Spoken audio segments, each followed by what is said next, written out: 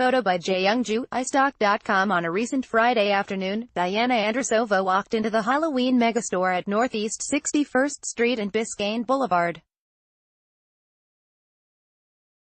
She grabbed a couple of items for her costume and went to the register, where a young man began ringing up her bill. Standing at the register, Andrusova decided against buying an exaggerated pair of fake breasts along with the rest of her costume and put them aside. "I guess you don't really need them, because you've got a nice set of boobs yourself," the employee told Andrusova.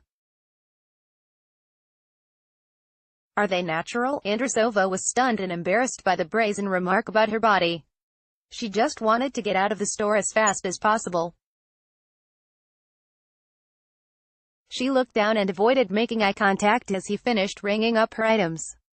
Then, she recalls, he set his hands on the counter and said, "I'll give you a discount if you let me feel one." "I was shocked. I just stared at him, and then he said, I'm kidding. I just grabbed my stuff off the counter and left.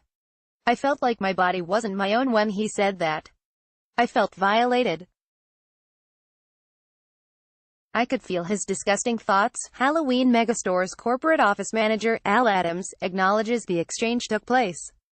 He says the employee was counseled but claims no further action is warranted. "In this particular case, one of our employees felt that they were trying to upsell the costume that the person was purchasing," he says.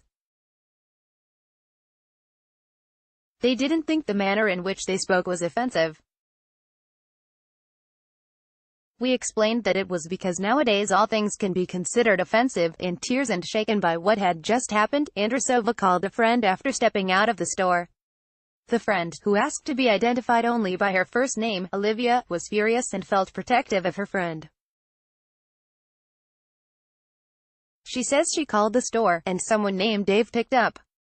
"He was really weird and evasive about it," she recalls.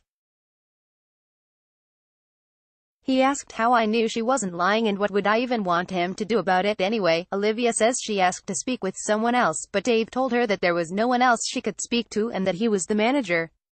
When he hung up on her, Olivia called the Halloween Megastore's corporate office.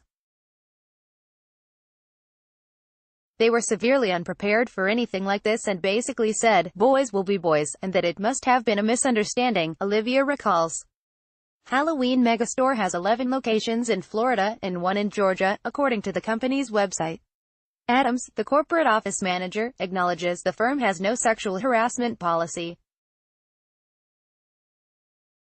"We have been developing something," he explains. "We're a pop-up store, so a lot of the employees we hire throughout the season are hired pretty quickly and put on the floor." Adams says the policy will be completed before next Halloween and provided to potential employees before they are hired. Though women regularly face sexual harassment in public, there are few repercussions for the harassers. "I would never expect to hear that from someone who was my cashier," Andrusova says. "It's just really inappropriate."